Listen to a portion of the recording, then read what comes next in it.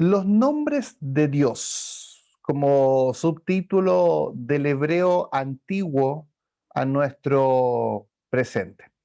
Este tema de los nombres de Dios, yo me fui percatando de esta joya del Antiguo Testamento al momento en que adquirí una Biblia bien, que yo la recomiendo mucho, que es la Biblia textual, que es la de color verde que ustedes ven ahí en pantalla. Como ustedes saben, hay muchas traducciones de las escrituras, cada una tienen un objetivo como tal. El mensaje, si bien es el mismo, pero la manera de poder traducirlo o de vertirlo, todas las editoriales tienen desafíos distintos y buscan otras cosas. Y la Biblia textual como tal, yo la uso mucho para el Antiguo Testamento, porque ellos se han dedicado de poder vertir los nombres de Dios y también los nombres de Jesús. Cuando hablemos de Dios, pensemos en el Dios Padre y en Dios Hijo.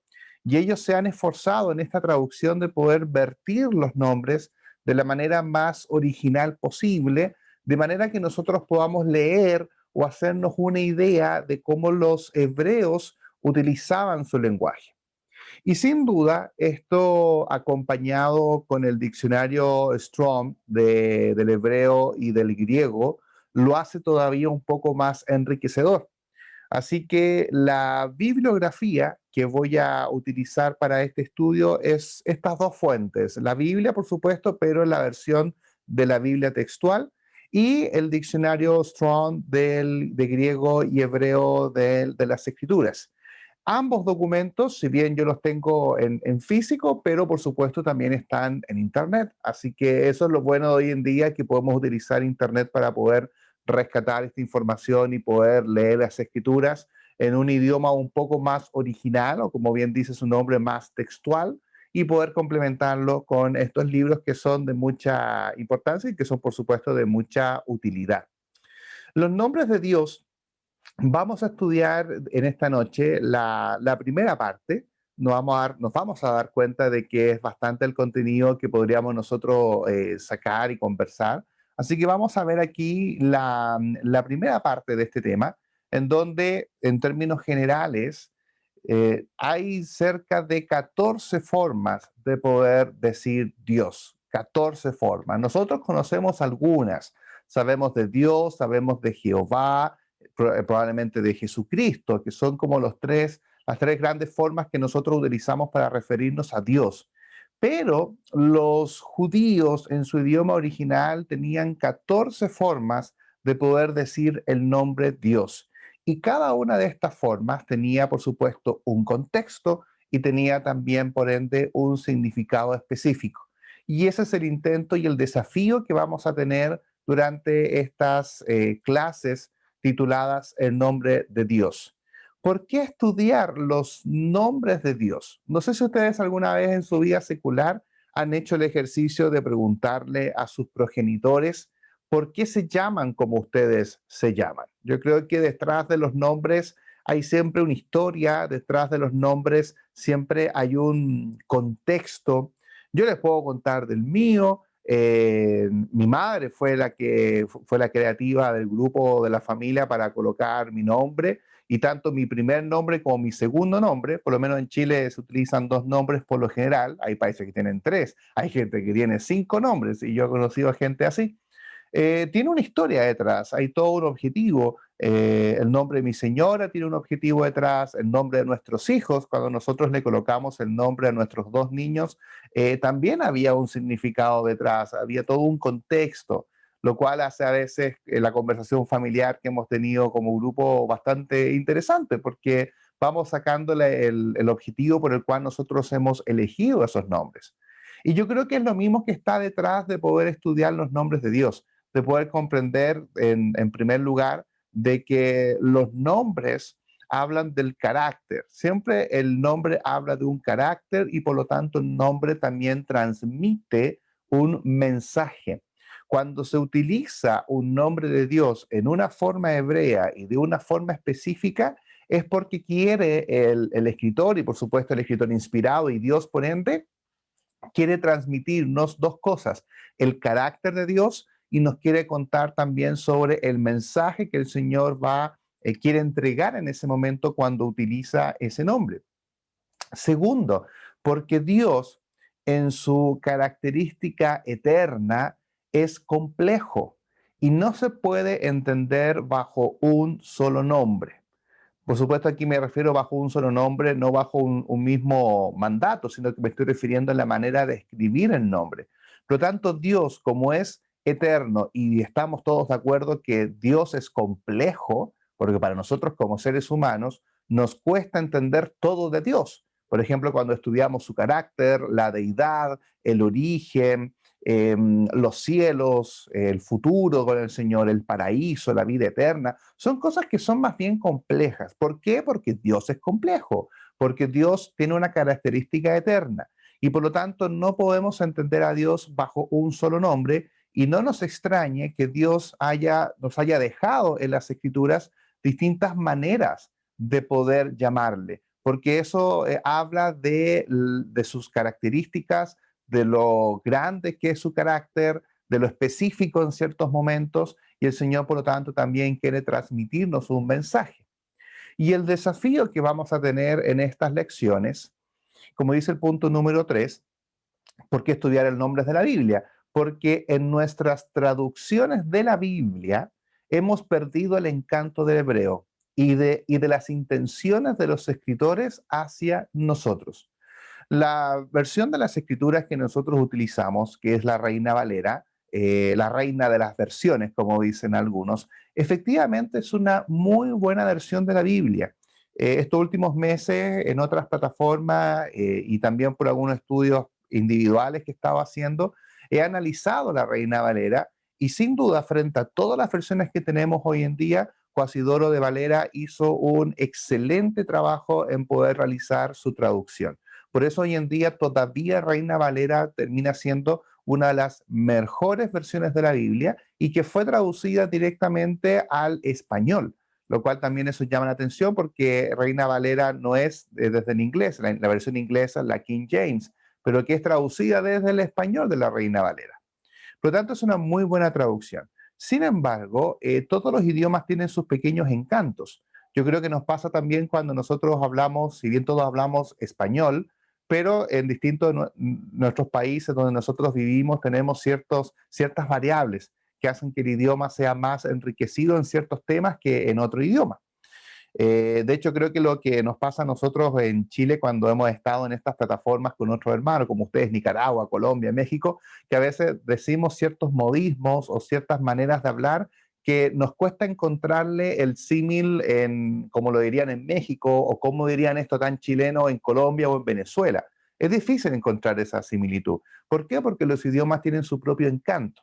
Por lo tanto, la mejor manera de poder estudiar y conocer ese encanto del idioma es leerlo en su idioma, es tratar de entrar un poco hacia el hebreo y también un poquito hacia el griego, vamos a ver también, en donde vamos a encontrar estas joyas de los nombres de Dios. Quiero dejar también bastante claro en esta introducción que yo no sé hebreo, yo no he estudiado en academias de hebreo, solamente soy un estudioso. Simplemente soy una persona que lee, que busca, que encuentra, y esta información está disponible en las distintas literaturas, tanto Internet nos puede proporcionar distinta información, como también distintos libros que nosotros muchas veces, los que realizamos estudios, tenemos como libros de apoyo, sin duda, porque hay otras personas que sí son los eruditos que nos transmiten esta información. Así que con el debido respeto que tiene, por supuesto, el hebreo, vamos a tomar este desafío muy humildemente para poder entrar a conocer los nombres de Dios. A modo de introducción, si usted no me cree que hay cerca de 14 formas de llamar a Dios, aquí les presento el vistazo general. Este va a ser nuestro menú. Esta va a ser la manera en cómo nosotros vamos a ir conversando este estudio. Y aquí les presento ya por adelantado cuáles son los nombres que vamos a estudiar. Yo los he querido separar en tres categorías, simplemente de forma para hacerlo más metodológico. Nosotros podríamos dividirlo de muchas formas, la verdad, no hay nada escrito al respecto, pero es una manera más bien, yo creo, bien digo, académica, ¿no? De poder ordenar el tema y no perdernos en este ejercicio que es muy detallado, puede generarnos también un desafío de pasar por un desierto de palabras hebreas, pero para no perdernos tanto, vamos a tener siempre este mapa lingüístico. En la parte superior aparecen, como les decía, las tres maneras que normalmente nosotros utilizamos para hablar de Dios. Entiende a ser el Dios Hijo y al Dios Padre. No vamos a estudiar aquí al Dios Espíritu Santo. No va a ser el tema de estas lecciones. Pero sí, al menos cuando hablamos de Dios, siempre le decimos, como dice el número uno, decimos Dios. Cuando queremos hablar de Jehová, pues decimos Jehová. Cuando queremos hablar de Cristo, hablamos del Mesías o del ungido, ¿no? Y le conocemos como Jesús, como Cristo o como Jesucristo. Pero desde ahí vienen todas estas ramificaciones. Normalmente nosotros nos quedamos con la parte superior. Por ejemplo, cuando hablamos de Dios, nosotros, al menos muchos de nosotros sabemos que Dios es Elohim. Es la manera que mayormente todos conocemos, pero a veces nos perdemos de algunas otras, que también significan Dios, pero de formas distintas, como por ejemplo el Shaddai, el Olam, el Elión, Hagadol y Adonai, que son, por ejemplo, maneras de decir Dios, pero que nosotros no la utilizamos porque hemos tenido una traducción de las escrituras que nos perdemos de esos grandes detalles. De Jehová, yo creo que todos conocemos esa manera de escribir con las iniciales, que es Yahvé, vamos a estudiar eso por supuesto, pero también vienen otras maneras de decir Yahvé, como por ejemplo Yahvé Sebaot, Yahvé Jireh, Yahvé Rafá, Yahvé Nisi, Yahvé Shalom, Yahvé Rahá, Yahvé Sidkenu y Yahvé Sama. Aquí vamos a hablar hebreo, pero tupido y parejo, sin ningún problema. Aquí con toda la confianza porque es cosa de leerlo, no es para nada difícil. Y por supuesto, cuando hablamos del Mesías hay tres nombres y vamos a estudiar al final de la lección cómo se construye el nombre de Cristo, cómo se construye el nombre de Jesucristo, por qué le llamamos de esa manera y cuáles son sus orígenes. Y yo creo que ahí nos vamos a encontrar con una tremenda sorpresa. Al menos para mí fue una muy linda sorpresa dentro de todos los temas que vamos a estudiar acá. Como ya nos podemos percatar, no vamos a estudiar esto en una sola noche, porque quiero que nos vayamos deteniendo en cada una de estas palabras o de estas terminologías. Por lo tanto, vamos a partir aquí esta noche. Esta va a ser la lección que vamos a tener hoy día, donde vamos a estar en este primer pilar o ramificación de este mapa lingüístico, en donde vamos a hablar de la terminología Dios y vamos a estudiar las cinco maneras en las cuales nosotros podemos decir o las escrituras hablan de Dios. Y por supuesto, vamos a partir con la primera, que yo creo que es la más conocida por nosotros, que es Elohim o Elohim, le dicen también algunas personas. No importa cómo lo digamos, puede decirle Elohim o Elohim, como usted estime conveniente. A mí me gusta decirle Elohim, me parece una forma más rápida de decirlo. Y ahí les comparto la forma hebrea en cómo se escribe. La palabra Elohim, nosotros en la escritura la tenemos traducida como Dios, ¿ok? Pero la palabra Dios como tal es una palabra genérica. ¿Qué significa esto? De que en algunos momentos se puede referir al Dios que nosotros adoramos como cristianos, pero también puede referirse a cualquier otro Dios de otra nación que también tengan alguna persona a quienes ellos adoren. Por lo tanto, la palabra Dios no es exclusivamente usada por nosotros el mundo cristiano o Elohim usado exclusivamente por los hebreos, porque también hay otras palabras similares en otros idiomas y que por supuesto se refiere a los otros dioses. Donde nosotros encontramos por primera vez la palabra Elohim, usted podrá saberlo muy bien, en Génesis capítulo 1, versículo 1. Como dato, todas las lecturas de las escrituras que voy a mostrar acá en pantalla para todo este estudio están basadas en la Biblia textual, que como les contaba al principio, lo que permite la Biblia textual es tratar de mantener los nombres en original para que podamos captar justamente este encanto de los nombres de Dios. Entonces, la primera vez que leemos la palabra Elohim está en Génesis capítulo 1, verso 1, que dice, en un principio creó Elohim los cielos y la tierra. Por lo tanto, ahí nosotros conocemos por primera vez este nombre que en la Reina Valera nosotros la traducimos como Dios, ¿correcto? También entendamos que es un nombre plural. Bien lo sabemos, como dice el versículo 26 del mismo capítulo. Entonces dijo Elohim, hagamos en plural al hombre a nuestra plural imagen conforme a nuestra plural semejanza y ejerzan dominio sobre los peces del mar, sobre las aves de los cielos, sobre el ganado, sobre la tierra y sobre todo reptil que repta sobre la tierra. Por lo tanto, entendemos que la palabra Elohim que se utiliza acá es plural. De hecho, el diccionario Strong así también lo especifica. La palabra hebrea, que en el diccionario Strong es la palabra 430, la verdad es que el diccionario Strong tiene muchas palabras, cerca de 10.000 palabras, por lo tanto le agregan números para que no se nos pierda dentro del estudio, que justamente significa Elohim, que es una palabra sustantivo masculino, pero que es un plural absoluto, así es como lo especifica. La palabra Dios en sí es una palabra plural. Quizás nosotros en el castellano, porque termina en S, podríamos decir que es plural, ¿no? Cuando uno dice casas, barcos, hogares o lo que fuese que termina en S, podríamos decir que por eso es plural. Pero no todos nosotros cuando decimos Dios entendemos de que es una pluralidad. Muchas veces cuando decimos Dios estamos pensando en el Padre por lo general, pero no pensamos también en el Hijo o no pensamos también en el Espíritu Santo. Por lo tanto, cuando nosotros decimos Dios, estamos utilizando una palabra que desde el original, el Elohim, es una palabra plural absoluto. Traducido como Dios en la Reina Valera y que significa muy poderoso. Eso significa la palabra Dios. Significa muy poderoso. Si bien es plural, ¿verdad? Como palabra, como comentábamos recién, un plural absoluto, no puede traducirse como dioses, porque uno diría, bueno, eso es una palabra plural, podríamos traducirla como dioses, ¿no? En el principio creó los dioses el cielo y la tierra, pero la palabra dioses en hebreo es otra palabra, esa palabra, por ejemplo, leo ahí, por ejemplo, Dios en singular es Eloah, si quisiéramos haberlo traducido también como una sola persona, pero no podemos traducirlo dioses porque menoscaba el concepto de la unidad compuesta. Significa de que si bien Dios es uno, pero también lo componen otras personas dentro de este mismo concepto, que es el Padre, el Hijo y el Espíritu Santo. Por eso nosotros tenemos en la traducción, muy buena traducción, de que se traduce como Dios, entendiendo que es una palabra plural que habla de esta unidad compuesta y si nosotros quisiésemos usar el mismo hebreo para decir Dios como uno, como un solo Dios, no utilizamos la palabra Elohim, sino que utilizamos la palabra Eloah. Por lo tanto, está muy bien traducido que Elohim se refiere a la pluralidad.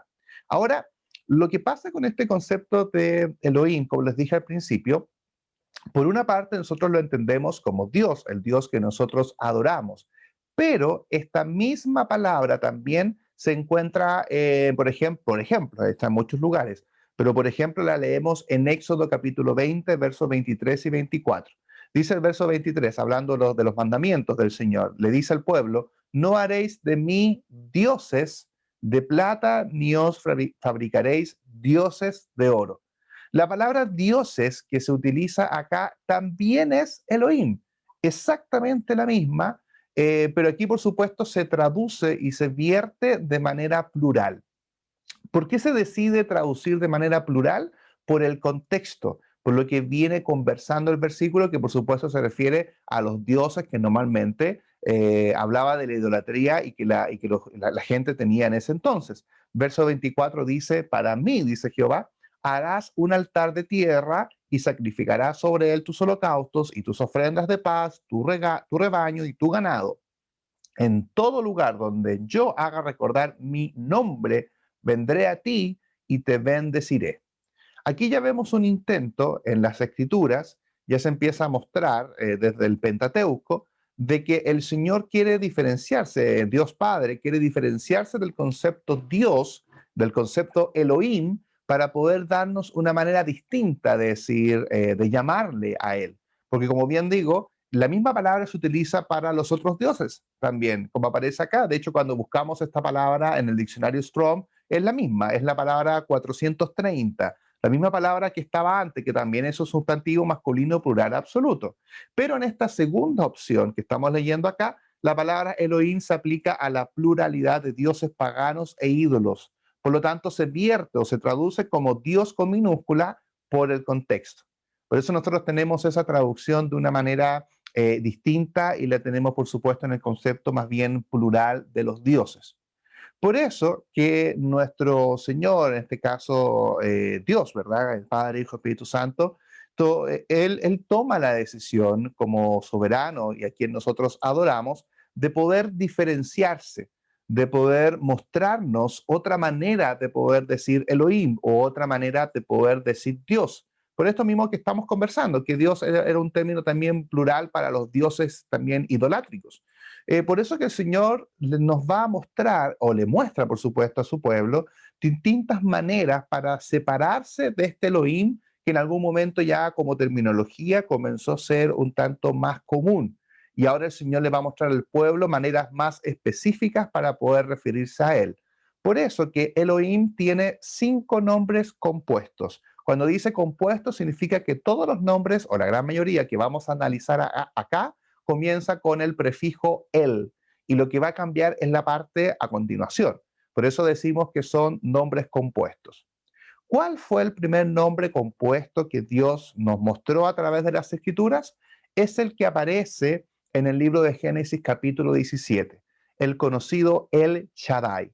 Ese es el primer nombre compuesto donde el Señor se presenta ante Abraham con un nombre distinto, porque hasta ese entonces todos hablaban de Dios, como Elohim, así como otras naciones también decían Dios y podían decir Elohim. Pero ahora el Señor les va a presentar un nuevo nombre para poder separarse de este nombre tan genérico. Aparece por primera vez en Génesis capítulo 17, en el versículo 1, en la promesa de Abraham. Dice la escritura, era Abraham de 99 años cuando Yahvé, ya vamos a estudiar eso, dejémoslo en paréntesis, cuando Yahvé se le apareció a Abraham y le dijo, yo soy el Shaddai, anda delante de mí y sé perfecto.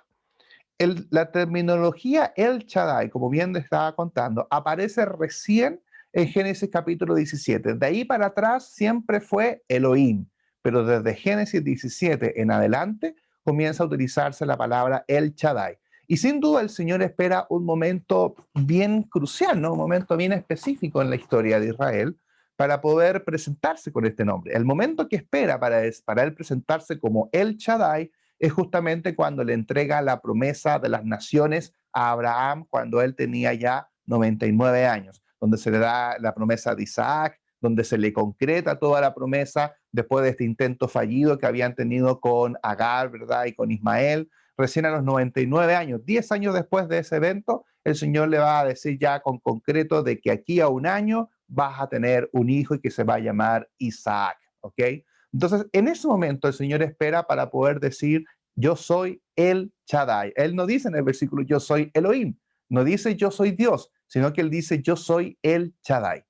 La palabra el Shaddai aparece 48 veces en la escritura, en donde la mayor cantidad de veces que se nombra se lo lleva el libro de Job, y en una menor medida en el Génesis. Por lo tanto, este nombre fue utilizado mayormente en la edad patriarcal. Eso también lo hace interesante porque el término el Shaddai dejó de ser, si bien puede haber sido usado, pero deja de ser tan frecuente en la edad mosaica y por supuesto se empieza a perder un poco en la era cristiana, ¿no? Pero para la edad patriarcal, que son cerca de 2000 años, a veces uno cree que la edad patriarcal es corta porque uno ve Génesis y ve menos capítulos, pero si uno analiza el Génesis te encuentras que son cerca de 2000 años aproximadamente, casi la historia de nuestro calendario, que es lo que dura más o menos la edad patriarcal. Por lo tanto, en toda esa época se le conocía como el Shaddai. Y también, por supuesto, el hecho de que aparezca mayormente en Job el término el Shaddai ha permitido, junto con otros argumentos, a poder situar el libro de Job como un libro en la edad patriarcal. Hay muchos otros argumentos, podría ser para otro estudio, pero este es uno de ellos. El hecho de que se utiliza mucho la palabra el Shaddai en el libro de Job hace una referencia de que este libro fue escrito o la historia sucedió en la edad patriarcal. ¿Qué significa el Shaddai? Quizás si usted tiene la Reina Valera en la mano, podría automáticamente ver la traducción. Pero ¿qué significa el Shaddai? Según el diccionario Strong, ¿verdad? Que es la palabra 7706, Shaddai se define como el Dios omnipotente o el Dios todopoderoso. Así es como se traduce la palabra el Shaddai, Dios omnipotente, Dios todopoderoso. Sin embargo, considero, mediante este estudio, de que es una traducción bastante acotada. La verdad es que la palabra El Shaddai tiene algunas cosas más interesantes que a veces nos perdemos. Simplemente nosotros recibimos la traducción Dios omnipotente o el Todopoderoso. Pero esa definición está en la mitad de la palabra, que es la frase él, pero la frase Shaddai significa otra cosa. Analicemos un poquito esta palabra de el Shaddai. Ya dijimos que la primera sección de la palabra, que es el prefijo el, significa el que es fuerte o el poderoso. Por eso nosotros tenemos la traducción el Dios todopoderoso, el Dios omnipotente, el que tiene el poder y el que es fuerte. Pero la palabra Shaddai no hemos tenido una muy buena traducción de esa palabra, porque viene del origen de la palabra Chad del hebreo, que significa el pecho, y que efectivamente se refiere, como usted se puede imaginar, al pecho femenino. De hecho, cuando leemos Génesis capítulo 49, verso 25, no lo vamos a leer acá, pero si usted quiere lo puede anotar, nosotros encontramos que justamente se está refiriendo al pecho femenino de la mujer, y por lo tanto se utiliza en ese mismo versículo la palabra Shad, o lo que tenemos acá como el Shaddai. Por lo tanto, si queremos darle una buena traducción a la palabra El Shaddai o cómo se le presentó a Abraham, El Shaddai se refiere al único poderoso que nutre todo lo necesario para la vida, porque esto se asemeja al concepto del pecho materno, del pecho que da la leche y el alimento necesario para que el niño en sus primeros días, meses, años de vida tenga todo lo que necesita. Y por supuesto tiene un concepto de calidez, ¿no? Cuando un bebé toma pecho de su madre, eso es un momento de calidez, es un momento maravilloso, es un momento hermoso. Por lo tanto, cuando volvemos a la parte de atrás, ¿no? Cuando se le presenta a Abraham como el Shaddai, lo que le está diciendo es, yo soy poderoso, yo soy fuerte, por lo tanto yo te voy a poder proveer de todo lo que tú necesitas, al igual como lo hace la madre con sus hijos. Por lo tanto, es un término que tiene una muy buena mezcla entre el poder, que uno podría referirlo en términos de género como al hombre, ¿verdad? Muy propio de la época, ¿no? El que tenía el ganado, el que trabajaba, el que iba a la lucha, así como Abraham cuando fue a liberar a Lot, ¿verdad? Y toda esta historia donde Abraham toma las armas, ¿no? Él podría decir que la imagen del poderoso, pero también necesita esta otra imagen, que es la imagen de lo femenino, la imagen del cuidado que provee un pecho materno a sus recién nacidos. Por lo tanto, es un concepto bien interesante, ¿no? Tenemos por un lado él como la figura más de hombre y el Shaddai como la figura más masculina. Por lo tanto, Dios se presenta aquí como el sustentador o también como el fortalecedor. Quizás una mejor traducción, aquí podemos jugar con ideas, podría haber sido, ¿cierto?, una traducción como el todo suficiente o el todo que provee, el todo que fortalece. Es una traducción que es muy difícil de poder definir en una sola palabra. Por eso que la Reina Valera se nos traduce como el todopoderoso o el omnipotente. Pero que esa definición de todopoderoso y omnipotente, si ustedes ya se percatan junto conmigo, de qué es la primera parte de la palabra, que es la palabra él, que significa fuerte o poderoso. Por lo tanto, lo que hizo la Reina Valera en todo este intento de poder poner en una sola frase todo este concepto tan maravilloso del hebreo, al final recibimos la traducción como el todopoderoso o omnipotente. Pero eso es la primera parte. Lo que nos perdimos fue justamente el concepto más bien materno de alguien que puede proveer, al igual como lo hace una madre con sus hijos. El otro concepto, el número dos, de cómo conocemos el nombre de Dios, aparece una sola vez en las Escrituras. Por eso también quizás no es conocido, quizás usted conocía el Shaddai, pero estos son un poco menos conocidos porque aparecen una sola vez, que es justamente el segundo, que es el Olam. Aparece, como lo tengo citado ahí, en Génesis 21. Dice así, y plantó un tamarisco en Beerseba, e invocó allí el nombre de Yahvé el Olam. Y Abraham habitó como forastero muchos días en tierra de los filisteos. Si no, ya nos vamos a ir percatando, esto lo voy a dejar como paréntesis, que son los nombres compuestos. Si se dan cuenta, aquí hay dos nombres. Por un lado está a Yahvé, que ya, insisto, lo vamos a ver en la siguiente clase, y por otro lado está el Olam. ¿Ok? Son dos nombres que se empiezan a juntar. Eso es muy, muy interesante en los hebreos, o en los judíos como tal, los hebreos le decían los egipcios, en realidad ellos se consideran como israelitas en ese tiempo. Los israelitas en ese tiempo tenían esta tendencia de que cuando hablaban del Señor mezclaban sus títulos. Es como a veces vemos en Inglaterra, ¿no? El Sir tanto, número tanto, y son como nombres largos. Y es lo mismo que realizaban los israelitas. Cuando hablaban del Señor generaban nombres compuestos. Entonces, por un lado tenemos Yahvé, pero por otro lado lo juntan con el Olam. Y ese es el que quiero analizar acá como concepto de Dios. La palabra Olam se usa para expresar un tiempo indefinido o concepto eterno de las acciones divinas, es decir, que no hay principio y que no hay fin. De hecho, ese término quizás está muy bien explicado en Salmos capítulo 90, verso 2, que dice, antes que los montes fueran engendrados y dieras a luz la tierra y el mundo, desde la eternidad y hasta la eternidad, tú eres Él. Es decir, tú eres Dios. Es muy lindo ese versículo, me gusta mucho porque es como desde siempre y hasta siempre, ¿verdad? Es el concepto de el alfa y la omega. Y eso lo vemos nosotros en Jesús, pero aquí se está refiriendo al Padre. Por lo tanto, el concepto de que vimos de Elohim, que Dios son estas tres compuestos, tres personas, queda muy claro cuando comparamos el Antiguo con el Nuevo Testamento. En el Nuevo Testamento Jesús se roba todos estos términos. En el Antiguo se lo roba a Dios Padre, ¿no? Roban un sentido metafórico, que se adjudican estos términos. Por lo tanto, el concepto Olam, el concepto de la eternidad, está muy bien explicado en Salmos capítulo 90, que el Señor es desde la eternidad y hasta la eternidad.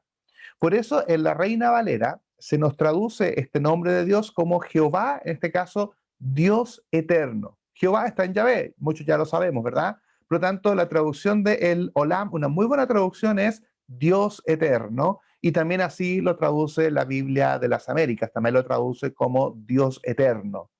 Por lo tanto, nosotros también podemos hablar de Dios y no solamente decirle Dios, podemos decirle Dios eterno. Y podemos usar esa terminología porque es una terminología bíblica. Y aparece solamente una vez, aparece solamente en este versículo, no aparece más en la Biblia. Ahora, sin embargo, Olam como palabra no solo sugiere que es eterno, que ya lo hemos entendido, sino que está por encima de todas las cosas que sabemos que son eternas. Por ejemplo, cuando hablamos del universo, nosotros podemos concluir de que el universo siempre ha sido eterno, porque Dios también siempre lo ha estipulado así, que los cielos son eternos, pero Dios está por sobre esas cosas que sabemos que son eternas. Por lo tanto, el Señor es eterno por sobre todo lo que es eterno. Por lo tanto, también el término tiene mucho de poder en el concepto que el Señor es eterno de forma privilegiada, a diferencia de otras creaciones que Él ha hecho y que por supuesto son eternas, pero Él está por sobre esas cosas eternas que el Señor ha creado. Y esa es la segunda definición o nombre compuesto de Dios, el Olam. La otra, también poco conocida, porque también aparece muy pocas veces, mayormente en el libro de Génesis, es el Elión. El Elión. El significa Dios, esto ya vamos a irlo aprendiendo bastante. El significa Dios y Elión significa altísimo, Dios altísimo. Y aparece por primera vez, Elión aparece en el evento de Melquisedec y aparece en labios de Melquisedec, que es lo que lo hace más interesante. Siempre el concepto de Melquisedec o la imagen de Melquisedec ha sido bien interesante y como materia de estudio.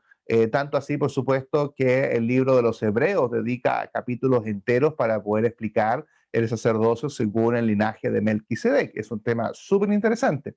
Y aquí le vamos a agregar un poco más de misticismo todavía, porque fue Melquisedec el primero en decir y hablar de Dios de esta manera.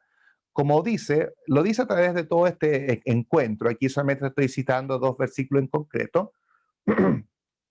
Verso 18, pero Melquisedec, rey de Salem, sacerdote del Dios Altísimo. Justamente está diciendo que es sacerdote del El Elión. Eso es lo que está diciendo en el hebreo original. Sacerdote del Dios Altísimo, sacó pan y vino. Pero Abraham respondió al rey de Sodoma, he alzado mi mano a Yahvé, el Dios Altísimo, poseedor de cielos y tierra.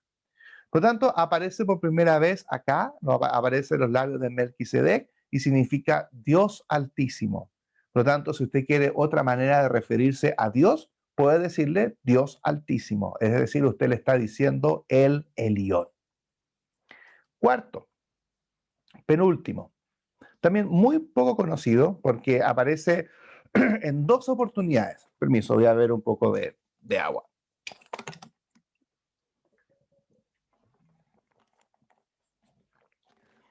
Poco conocido porque aparece solamente en dos oportunidades.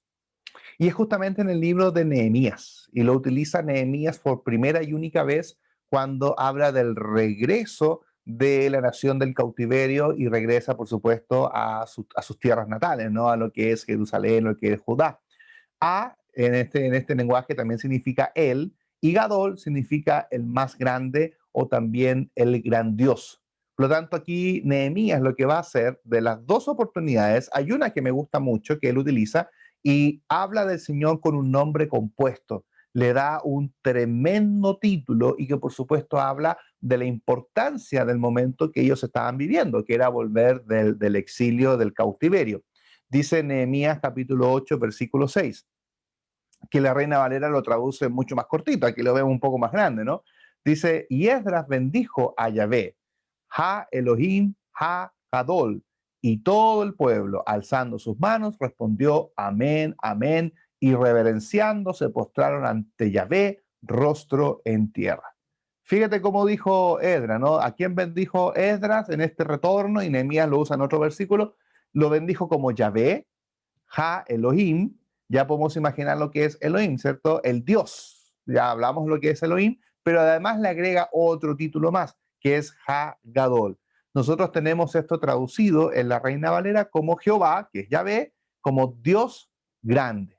Pero si queremos hacer una traducción un poquito más extensa, sería Jehová, el Dios, el grande. Sería como una mejor traducción del nombre verdadero que se le está dando al Señor en ese momento. Por lo tanto, decir de Dios, Dios grande, es una manera bíblica también de poder decirlo.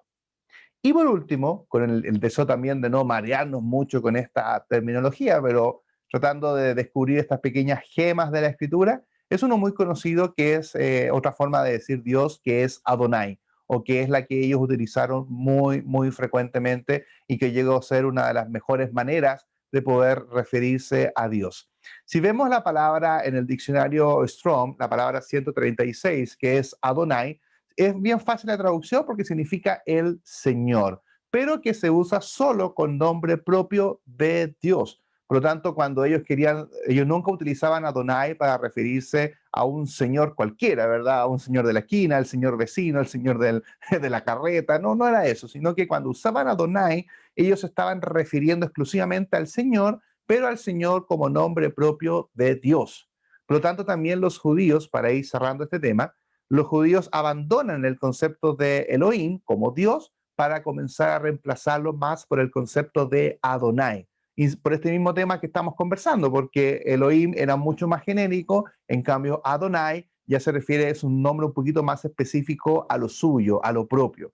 Yo creo que es un deseo de todas las naciones de utilizar un nombre que sea más propio de las naciones, aunque todos tengan lo mismo. Por ejemplo, cuando hablamos de las comidas en distintos países, la comida en mi país tiene un nombre, en otro país tiene otro nombre, y cada uno tiene el deseo de darle un nombre propio, aunque sea lo mismo en los mismos en diferentes países. Por eso que acá lo que hacen los judíos es abandonar un poco el concepto de Elohim y comienzan a adoptar el concepto de Adonai. La primera vez y de forma muy maravillosa, como cuando aparece la palabra Adonai, es en los labios de Moisés. Es la primera vez que aparece la palabra Adonai o la palabra Señor, como tenemos nosotros traducida. Dice Éxodo capítulo 4, recuerden el momento, ¿no? Esto es cuando están en el monte de Sinaí o en el monte de Oreb, monte de Dios, y el Señor se le presenta en una zarza ardiendo que no se consumía. Y Jehová se presenta con su nombre Yahvé y le revela su nombre. Entonces dice Éxodo 4:10, dijo entonces Moisés a Yahvé, porque ahí ya se había presentado como tal, le dice, te ruego Adonai, no soy hombre elocuente, ni ayer ni anteayer. Sabemos que Moisés fue una figura muy importante para los judíos. Moisés fue uno de los grandes profetas para los judíos, muy reverenciado, muy estimado, y él deja el precedente. ¿Qué, ¿Qué precedente deja? Que aunque nadie menciona el nombre de Yahvé, porque en realidad no sabemos cómo se dice el nombre de Yahvé, algo que veremos en la próxima clase, Moisés, aunque se le dio el nombre, Moisés no lo utiliza, sino que Moisés busca de una forma respeto, Moisés de alguna forma razona y dice, no puedo decir este nombre, no lo puedo replicar. Aunque tú me has dicho tu nombre, no te lo puedo decir. Aunque tú me dijiste que te llamas Jeff o Mario, por ejemplo, no te voy a decir por tu nombre, te voy a decir Señor, porque respeto tu nombre que está sobre el mío. Por eso es que Moisés, a pesar de que escucha de los labios del Señor cómo se dice su nombre, Moisés toma la decisión de decirle Adonai. Por eso es que este nombre comienza a ser tan importante y en el libro de los Salmos no leemos Elohim, sino que en el libro de los Salmos, que es el himnario de los judíos, sabemos que salmos son himnos, son cantos que entonaba toda la nación, en todos los cantos habla de Adonai. Por lo tanto, yo creo que el 80% de las veces que se dice Adonai en el Antiguo Testamento, la gran mayoría de las veces está en el libro de los Salmos. Por eso nosotros también podemos decirle a Dios, le decimos el Señor, porque viene de la traducción de Adonai y muchas veces lo recibimos muy bien traducido en la Reina Valera. Ahora, cuando decimos Adonai, también Adonai tiene ciertas combinaciones. Ya nos estamos dando cuenta de que las combinaciones aquí son interesantes. Por ejemplo, está citado normalmente con la fórmula Adonai Yahvé. También tratan de alguna manera de juntar Adonai con la manera en cómo lo dijo Moisés, juntando ambos nombres. Pero esta forma, esta combinación aparece recién por los profetas como Isaías, como Jeremías, Ezequiel y también por los profetas menores. Porque de alguna manera aquí hay un mensaje, como ustedes conocen muy bien lo que es los profetas mayores y menores, son mensajes de juicio, ¿verdad? Son mensajes de juicio, son mensajes potentes en donde se está dejando lo que va a suceder cerca de 500 años más, en donde vamos a tener la redención a través de Jesucristo. Por lo tanto, lo que hacen los profetas mayores y los profetas menores es tomar el nombre Adonai, pero además le agregan el Jehová para darle mayor potencia a lo que están diciendo. Algunos ejemplos, no vamos a leer todo porque terminaríamos muy tarde con esto, pero solamente algunos ejemplos para ver cómo estos nombres se juntan o cómo estos nombres se fusionan. Vean la Reina Valera cómo está, no puse acá el detalle de cómo lo dice la Reina Valera, seguramente lo traduce Jehová el Señor probablemente, o algunos simplemente lo dejaron como Señor y no hicieron más traducción. Yo creo que la Biblia de las Américas lo traduce como Señor probablemente. Pero bueno, en el contexto de la promesa del Mesías, Isaías 40:10 dice, mirad, Adonai Yahvé viene con poder y su brazo manda. He aquí su galardón con él y su recompensa lo precede. Este es un mensaje de poder. Y recordemos nuevamente el momento, un momento en donde la nación estaba completamente dispersa, muy perdida, y el Señor viene a dar las últimas palabras proféticas para prepararse a lo mejor que viene, a la nueva promesa. Por lo tanto, se unen estas dos palabras, Adonai y Yahvé. Juicio contra Siria, el Señor también la mano poderosa, es como una frase de decir que el Señor esto sí o sí lo va a cumplir. Por eso aparecen estas palabras y estas combinaciones. Por ejemplo, Isaías 10:23 dice, Adonai Yahvé Sebaot ejecutará la sentencia definitiva e irrevocable en medio de toda la tierra. Esto no es un título, es un título, inmenso título, realmente gigantesco. Es un tremendo nombre. Ya vamos a ver en la próxima clase Yahvé Sebaot, pero aquí lo está mezclando también con Adonai. Por lo tanto, esta figura y esta combinación de colocarlo antes es para darle potencia al mensaje. Lo mismo lo dice en el juicio contra Egipto, en el libro de Jeremías. Ese día es para Adonai, Yahvé, Sebaot. Ahí utiliza esa palabra, no utiliza otra. Quiere utilizar esa combinación porque habla de juicio. Su día de retribución para vengarse de sus enemigos. La espada devora, se embriaga de sangre y se sacia. Adonai Yahvé Sebaot tiene un gran sacrificio junto al Éufrates, en la tierra del norte. ¿Cómo se traduce Adonai Yahvé Sebaot? Probablemente es Jehová, Señor de los ejércitos, sería una traducción mucho más exacta. Véalo usted la Reina Valera, como lo ha vertido, pero sin duda creo que nos perdemos un poco de esta maravilla de los nombres del Señor. Por eso, con esto ya dejamos un poquito enunciado y ya nos estamos dando cuenta que los nombres también se van mezclando y es parte de la siguiente clase, donde vamos a estudiar esta segunda columna que es respecto a cómo se dice Jehová. Y Jehová tiene 8 derivaciones, no solamente Jehová, sino que tiene 8 maneras distintas de ser dicho y sin contar las combinaciones como ya estudiamos, ¿no? Por ejemplo, Adonai, Yahvé, Sebaot, que ahí ustedes pueden hacer la mezcla, ¿no? Por lo tanto, también hay otras combinaciones más del nombre, lo cual hace interesante el carácter de Dios.